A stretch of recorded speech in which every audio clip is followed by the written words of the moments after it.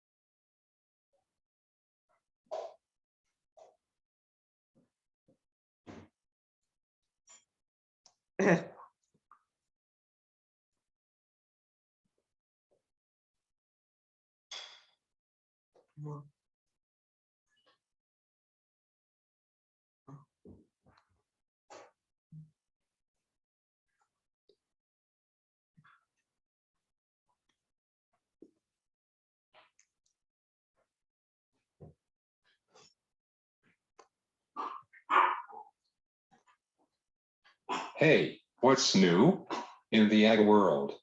Agricultural has kept in good condition, but the world is not so good.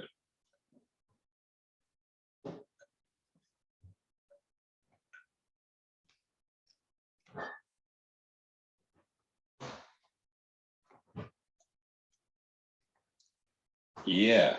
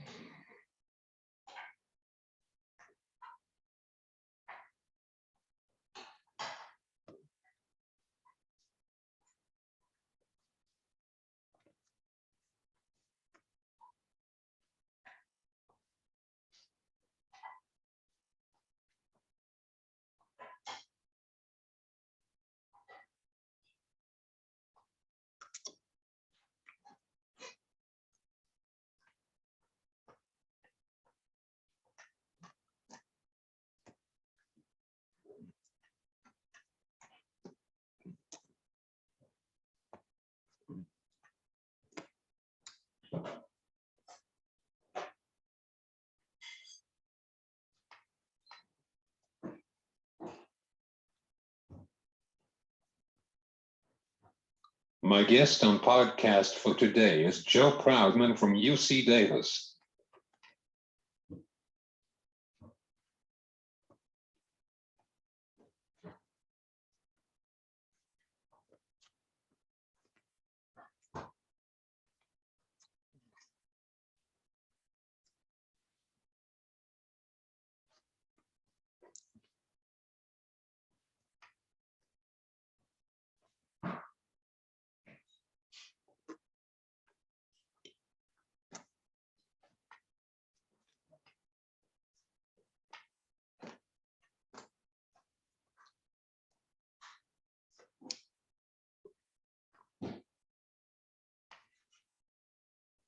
He is working with Dr. Franken.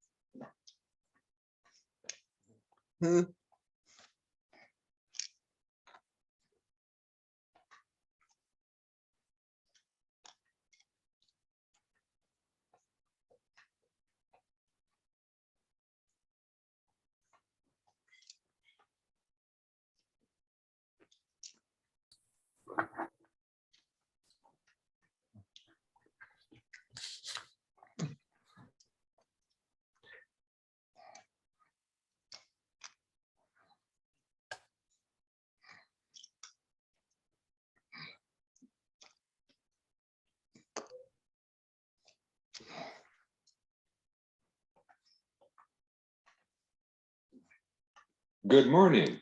Joe, how are you today?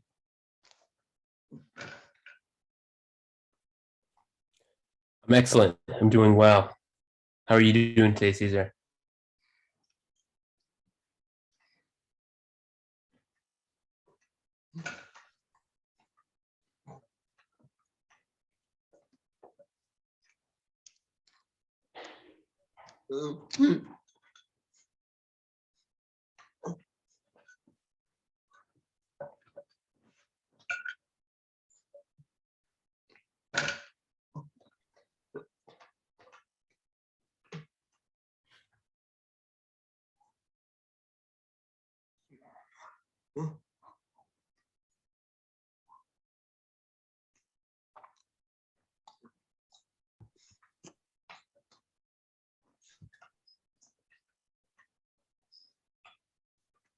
I am doing well, just busy usually. However, I am ready for this planting season.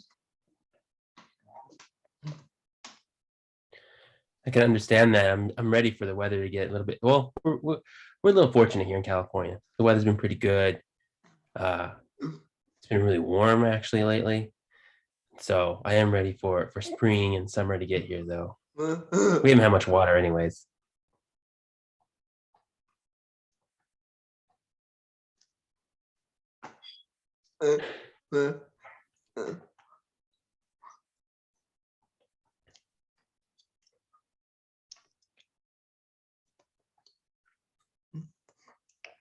Not fair. Yeah, yeah. No, no, we've been lucky. That's for sure.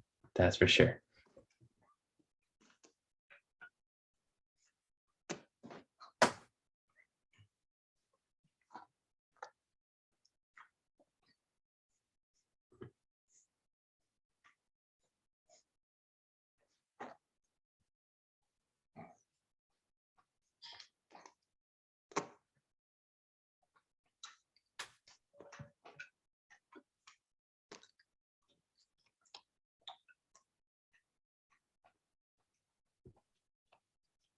Yeah, how is Frank? A long time. No see.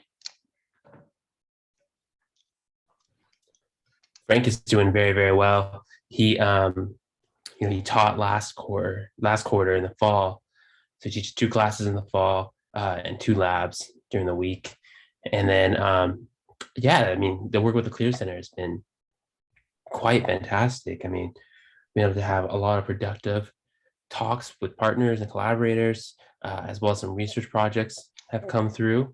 Obviously, during the pandemic, things have always been a little bit, you know, confusing and a little bit unpredictable at times. But for the most part, he's doing very, very well.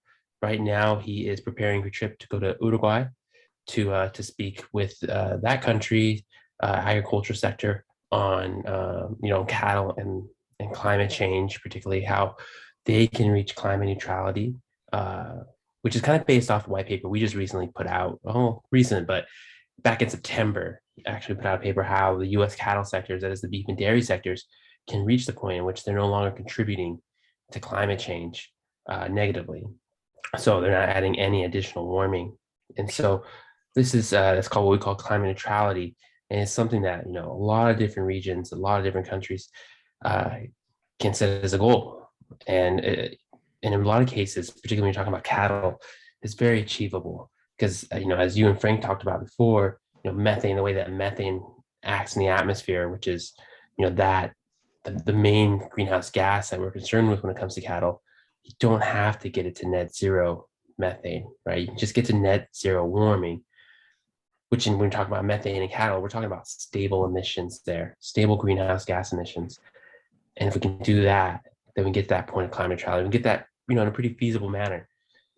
If we can go in, and then we can go further, right? Then we can reduce greenhouse gas emissions even more, methane even more, and induce cooling essentially.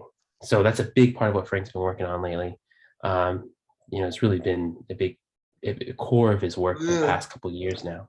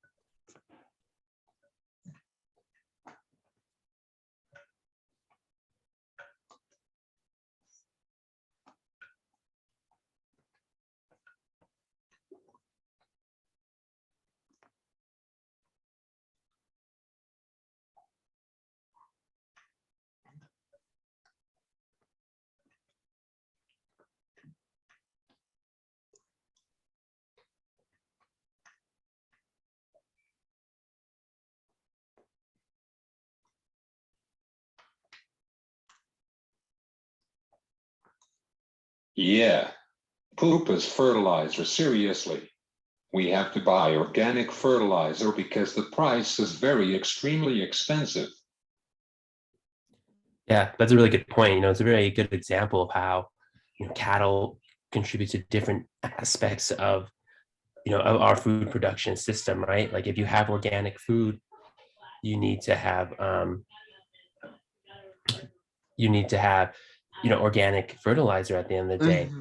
So that's going to come from animals. Organic products, they can't use synthetic fertilizer, and this is better. This is going to be better for the environment at the end of the day. Using organic fertilizer from cattle, from chickens, or swine, or what have you. And then you do pass that down the line a little bit, right? So farmers are able to get a chart, to get a little bit better price for organic products as well, which is a benefit. But it's also all just part of this natural carbon cycle. And this is something that Frank talks a lot about. You can go to our website, you can go to clear.ucdavis.edu and go into the explainers, and you can see that we talk about this biogenic carbon cycle, right? When it comes to greenhouse gases, and we're talking about how carbon moves through the atmosphere, right? So it starts in the atmosphere, it's pulled out of the atmosphere by plants through photosynthesis, right? So plants, they need CO2 to grow, right? Water, CO2, sunlight, we all know this. Cow comes along and eats that, right? So so that plant, it now has carbon, which it stores in its biomass, and also sequesters some carbon in the soil. We're talking about having healthy soils. Part of that is fertilizing it, but part of that is make sure we get enough carbon in there.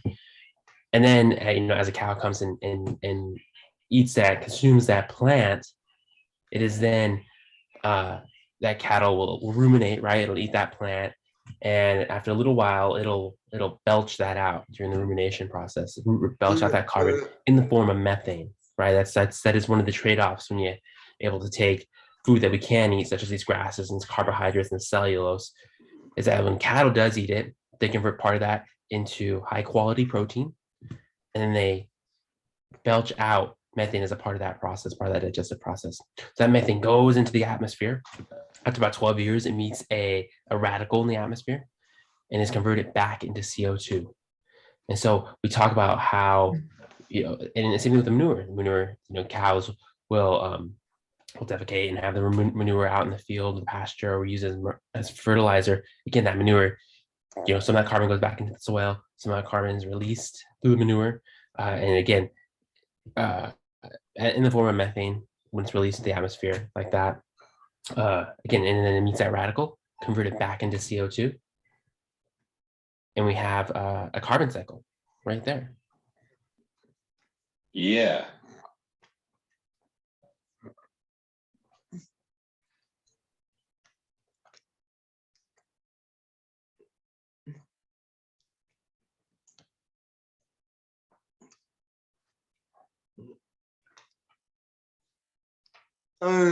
Mom.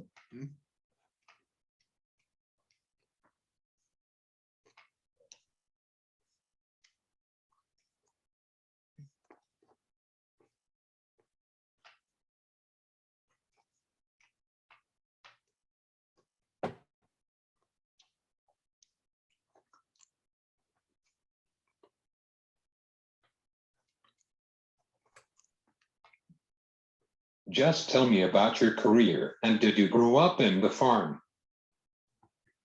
Yeah. So I'll give you a formal introduction here. So my name is Joe, and Joe Proudman, and I'm the Associate Director for Communications in the Clear Center at UC Davis. And so my job is really to help communicate the research and the science around livestock in the environment. And so we do that in a couple different ways. Sometimes it's just strictly talking about the research that we have that happens in Frank's lab. But again, part of it is also just explaining we can't do that without explaining the science around livestock and the environment. So we manage a website. So I mentioned it earlier, clear.ucdavis.edu.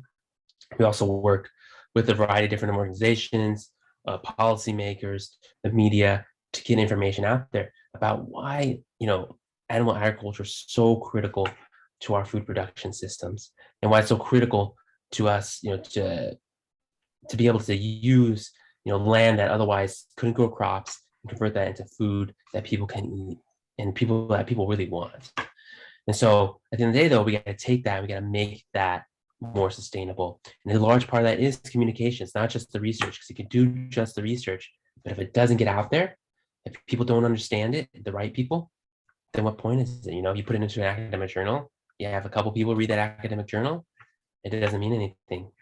It won't have the impact that you need at the end of the day, I should say.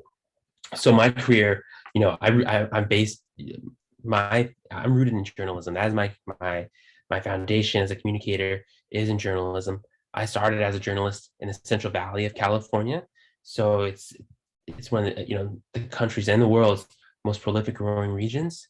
Everything from row crops, fruits and vegetables, to cattle, particularly dairy cattle, is huge there. These days, almonds is a large crop there. It's the second largest crop in California, just behind dairy. And so I started a small newspaper there as a reporter, and in a small town called Riverdale, dairy town, as well as there's a lot of row crops out that way too. But really fascinating region for me to do that. And so from there, I went on to San Jose State, where I got my bachelor's in photography, and I did a lot of journalism work there. My whole goal one day was to be a photojournalist, and from there I went to San Jose State, and then I would just mention that I went to San Jose State, and then from there I went to Columbia University, the graduate school of journalism there in New York City, where I studied journalism as well. Got my master's in journalism. Immediately came back out west, and because I missed that warm weather. We talked about the weather in the beginning of this. I missed the warm weather. Funny enough, I landed in Tahoe for a little while to do sports reporting. I was a sports editor at Tahoe Daily Tribune. But Tahoe's a little different than other places that get a lot of snow. They get a lot of sunshine too. 300 days of sunshine still. So it can be, you can have a couple feet of snow on the ground and be outside in a t-shirt shoveling that snow if the conditions are right. But eventually I ended up at Davis because I mentioned I wanted to be a photojournalist. I wanted to be a visual storyteller, and I had an opportunity at Davis to do that, and also tell the story of the science and the story of UC Davis and all this great work they do, whether it's the science or in the arts. It really is a special place, this university, because they do so much and so much good stuff. Too And eventually I ended up here. California love. Yeah, no, funny enough, that is anywhere you go and you hear that song, you're from California, you have a little bit of pride.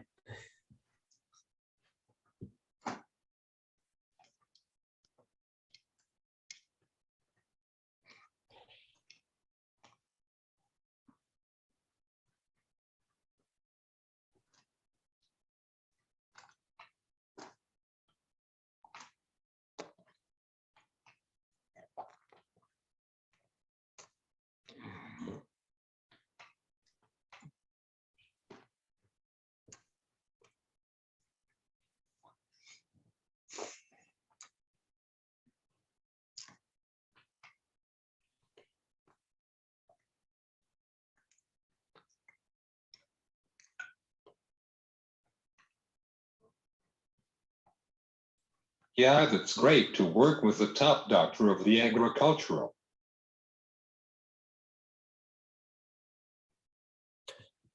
No, it certainly is. Frank is a fantastic researcher, and even more than that, he's a fantastic person to work with.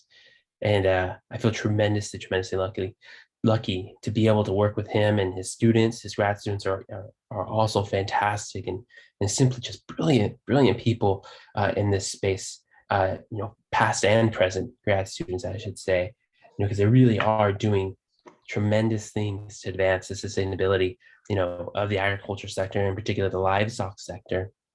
And it's important work at the end of the day. I feel very proud to be able to go in every day in and day out, to try to make this world a better place in a multitude of ways, right? Whether it is from our food production system, getting food on people's plates, but also getting that food on their plate in a sustainable manner, in a way that is, every day we're hoping to get towards being, environmentally benign when we're producing that food. And so that's really special. And also to work with producers in this space, they've all been fantastic and great to work with. It really is a tremendous opportunity, one that I feel very fortunate to be in.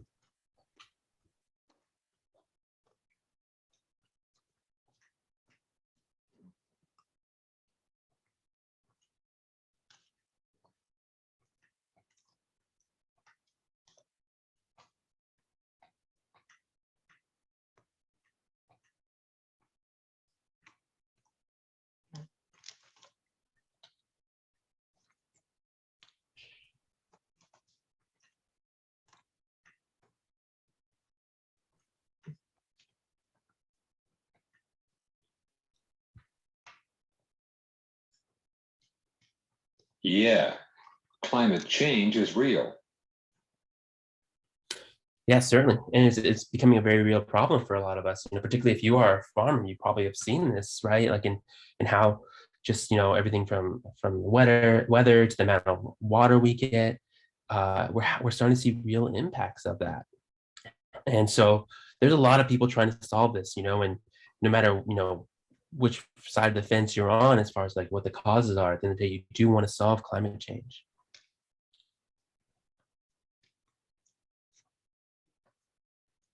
Uh, uh, Hmm.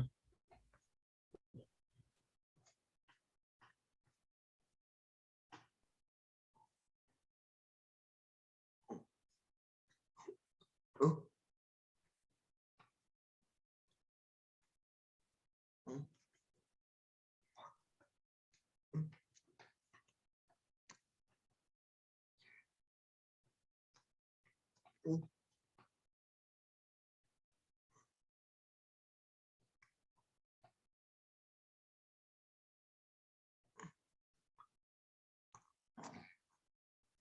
uh,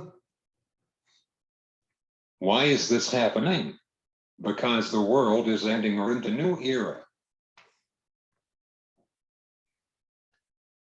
That's actually a really good question because, this is happening because we put a lot of carbon into the atmosphere, right? Carbon is a greenhouse gas. If you think about greenhouse gases, well, not carbon, but carbon base, we have carbon dioxide, methane, nitrous oxide. These are all greenhouse gases. And if you think about a greenhouse gas as a blanket in our atmosphere, right? So the sun heats the earth, sun rays come, heat the earth, and they typically bounce back into space, right? We need greenhouse gases, though, in order to we need sorry, I apologize. I can hear my 10-month-old son on the monitor here. Sorry. Um, so we need but we need greenhouse gases to keep the planet warm at the end of the day, right? So we need that blanket of greenhouse gases. But if we have too thick of a blanket, too many greenhouse gases, they're going to get a lot warmer, right? It's a concept you're similar with those cold Illinois winters. You get extra blankets to keep yourself warm, right? So what we've done is take half of our fossil reserves. This is fossilized plants, animals, and so on that have been sitting in the Earth's crust for millions of years, and turned to carbon. We sucked half that out in 70 years and burned all that carbon dioxide, and we put that into the atmosphere. Just in 70 years, we've done that. So we've created a situation where the planet is warming. It's not the end of the world per se. We can still fix that. We can fix that. We're going to hit. We're probably going to blow past some of these climate goals that we've established, the 1.5 degrees centigrade, with the Paris Climate Accord. But there are some positives here. Just in the past couple of decades, we've reduced what we were on track for, right? We've reduced it by several degrees, and we continue to do so. So while we will see impacts of taking all that fossil fuels, that carbon use, and putting it into the atmosphere, we can mitigate how bad it ends up being. And and that's what we really do focus in our lab here at the Clear Center, is we look at doing that with animal agriculture. We look at reducing, particularly methane, but other pollutants such as nitrous oxide and carbon dioxide that come from the production system, and try to reduce the amount of greenhouse gases that are being released to the atmosphere from animal agriculture. It's same thing like in Ice Age era. Yeah, I mean, well, hopefully we don't get to having that extreme of a situation. And granted, if we just let things loose, who knows what will happen? We don't know, to be honest. Everybody talks about tipping points and events that happen to this. We have some ideas of it, but it's still somewhat unpredictable, and that part is somewhat frightening. But at the end of the day, all we can really do is what we can do right now, and that is reduce greenhouse gas emissions that we as humans are responsible for. And a lot of that, in large part, are from these fossil fuel sectors, such as energy production, transportation, and industry. Cement production. Cement production produces a lot of greenhouse gases, and agriculture, of course.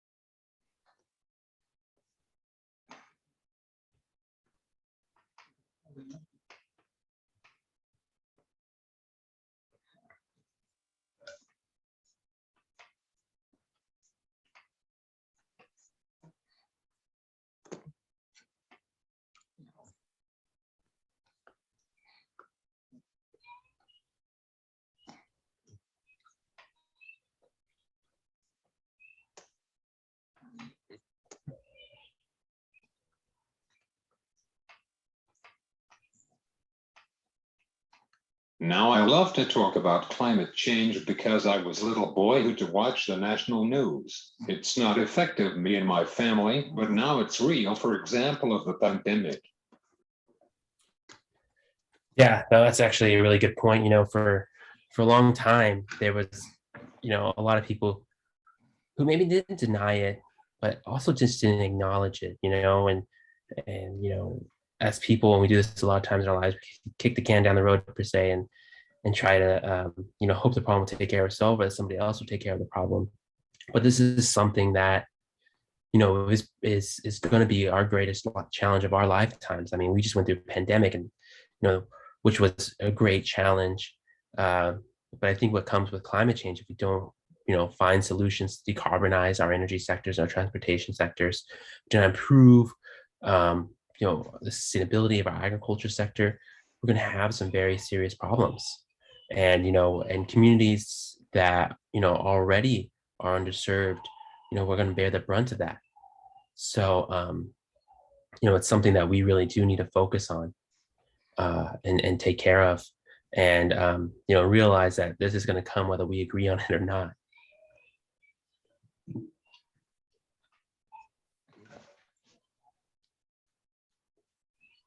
Yeah, now the war is going on right now.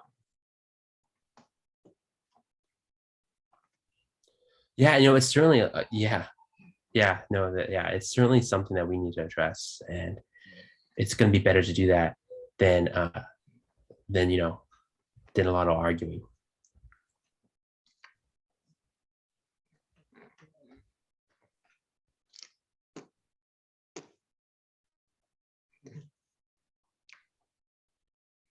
Yes, correct.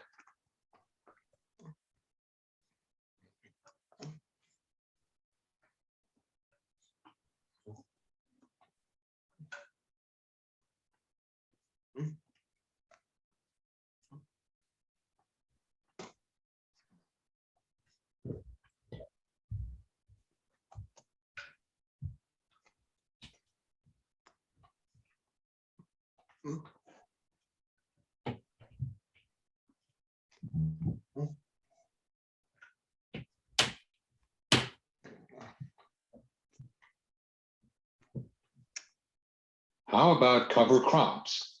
This is my final question. Yeah, no, that's also a great question as well. Great question to end with. This is not our area of expertise, but it is like one of the great things about this, about the research that's going on there, right? You can go out, you can find some really solid answers, even if it's not your area of expertise, right? You can find these answers, and there's been a lot of really good research on this topic, particularly out of the UC Davis, UC A&R.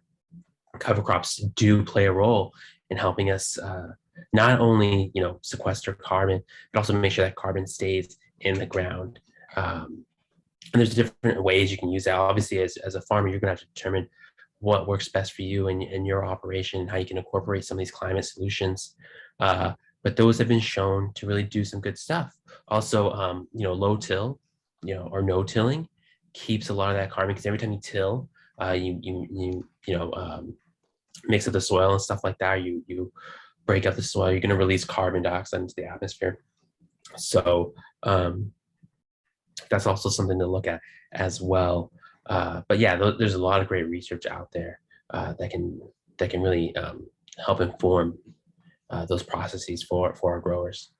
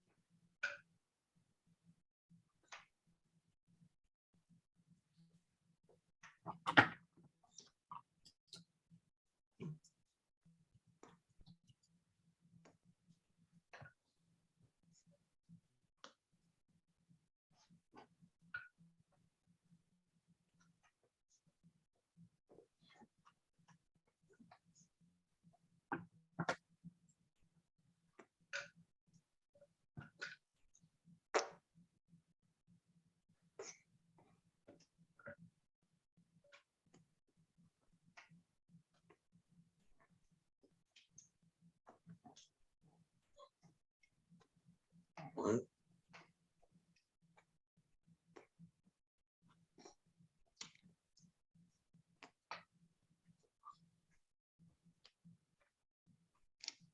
I met with Ray Arculeta.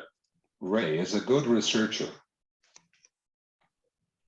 Yeah, certainly. I don't know Ray in that well, but I was able to do just some quick research on him, and yeah, he's looking at soil health and regenerative agriculture. Regenerative agriculture has been a very large, very hot topic over the past year, talking about using our lands to sequester more carbon, to create more. And at the end of the day, we're talking about creating healthy soils, either to raise animals, grow crops, or what have you. So yeah, no, he definitely seems like a great resource, and I appreciate you pointing him out, because I'm gonna dive into some of the stuff that he has, some of the work he's published here.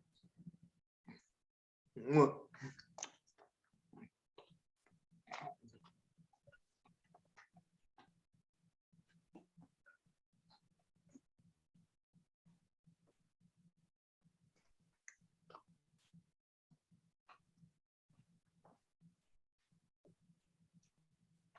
Yeah. Hey, thanks for coming. Talk to you later. Absolutely, I appreciate you taking the time to chat with me today, Cesar, and I hope we do get a chat in the near future.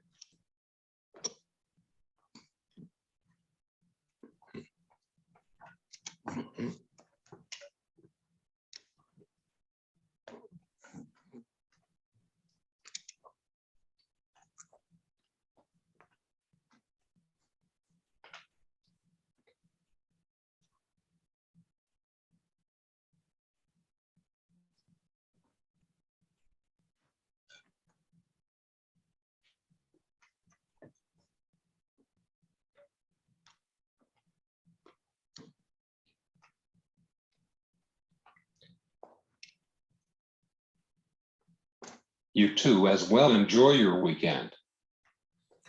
Absolutely, I certainly will. Today is actually a holiday for us. It's Cesar Chavez Day. So it'll start early and get to spend some time thinking about my history and Cesar Chavez was a important figure in the Central Valley and throughout that area. And I grew up in the area where he was um, a big influence near Delano. I did go up in a town called Lemoore. So yeah, so it'll be a good weekend.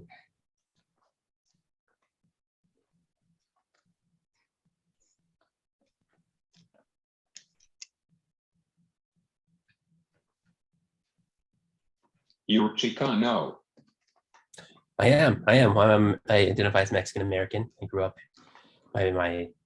Technically, I guess I'm half, but my mom's family is Mexican, and we grew up in the Central Valley, California, where they kind of came through. They ended up there, back in the day. Her grandparents, as they helped constructed the railroad, coming up from Texas, and a lot of Mexicans played a large role in building the railroad system throughout the Western United States, and that is how they kind of ended up there. And of course, they worked in the fields for a long time, moving with the crops, and eventually settled in a town called Lemoore, Hanford and Lemoore, Kings County area, and that's where my family got started.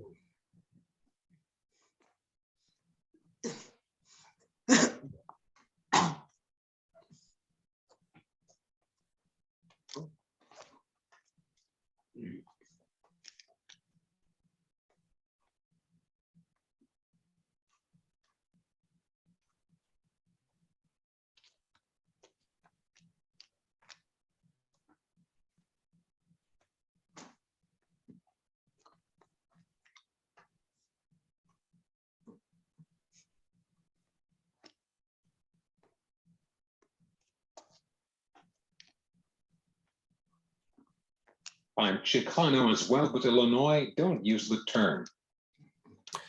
Yeah, I caught on to using the word Chicano there. I was a little, to your point, I don't hear it a ton outside of California, but it's absolutely, for somebody like myself, it's a term that I would probably use a little more frequently, to identify, my Hispanic heritage, particularly, since I was born here in the States as well. But yeah, that kind of there's obviously multiple terms to use there, but I did catch in on that, catch that as well.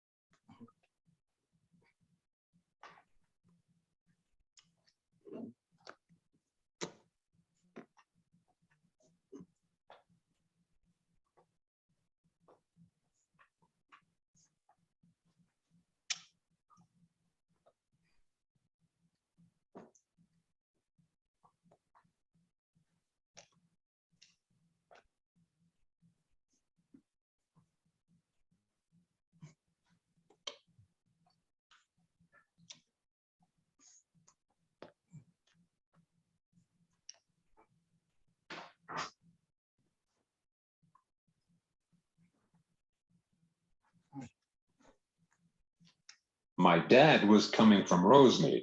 He teaches us to use the term. I like it. Instead of Mexican and American.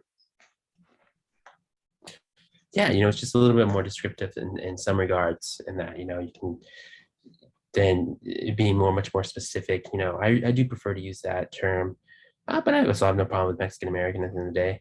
I'm very proud of my heritage and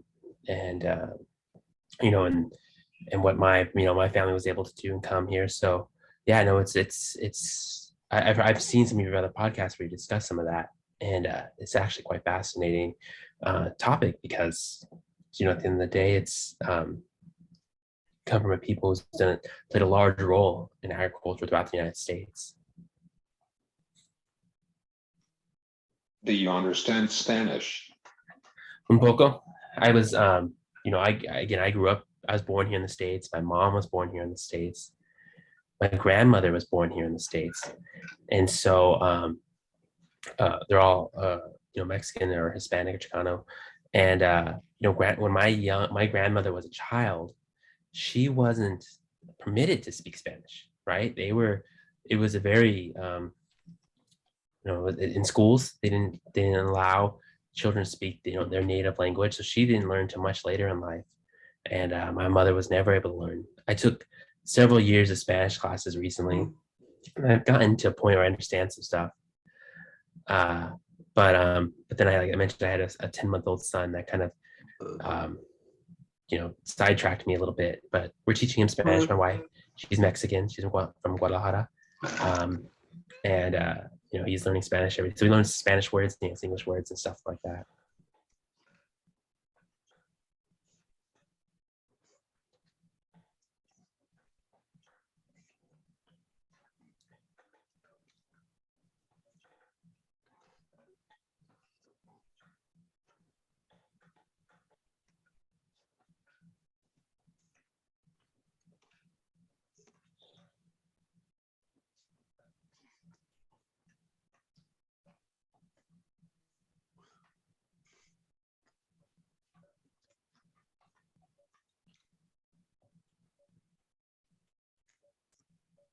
Well, you're a fourth generation in California. We are from Guadalajara. That's fantastic here. Yeah, no, my family's been here for quite a bit of time, and it's interesting. That's why I do like that term Chicano, because generationally speaking, I am far away from Mexico. I don't know. I don't have any family there that I know of anymore. My family, originated from the Zacatecas region, where there was like a lot of mining and such, and they made their way here, like I mentioned, on the railroads, helping build the railroads.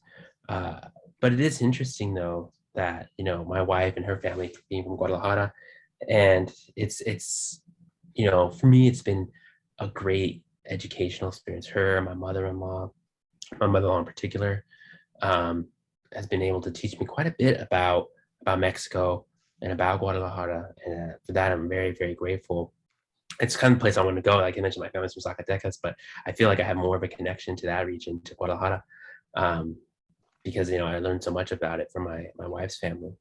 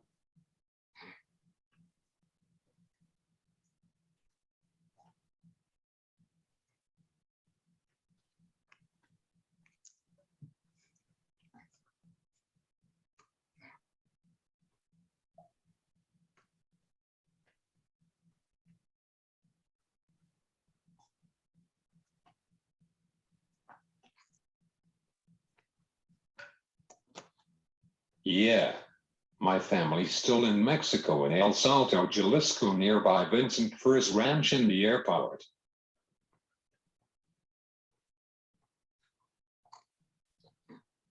That's fantastic. Are you able to get back at all to see them?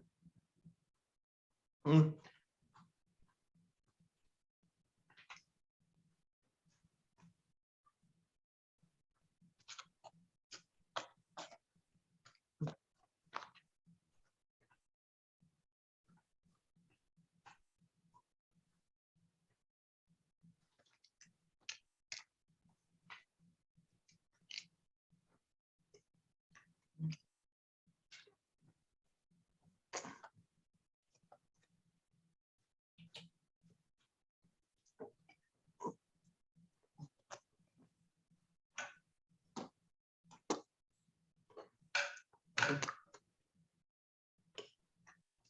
No, I didn't know in Mexico, but they tell me about it.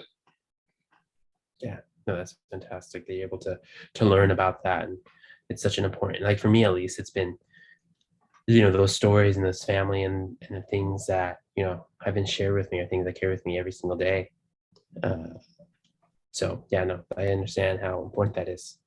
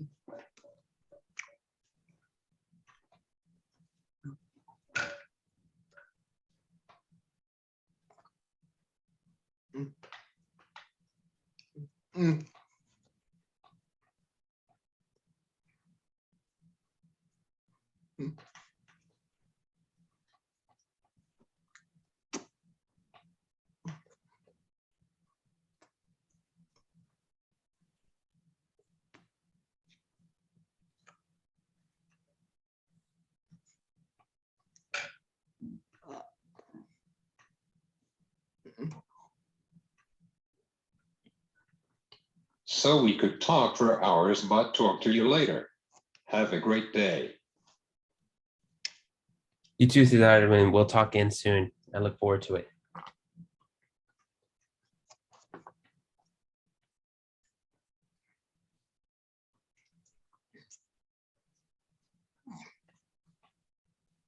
Bye. See ya.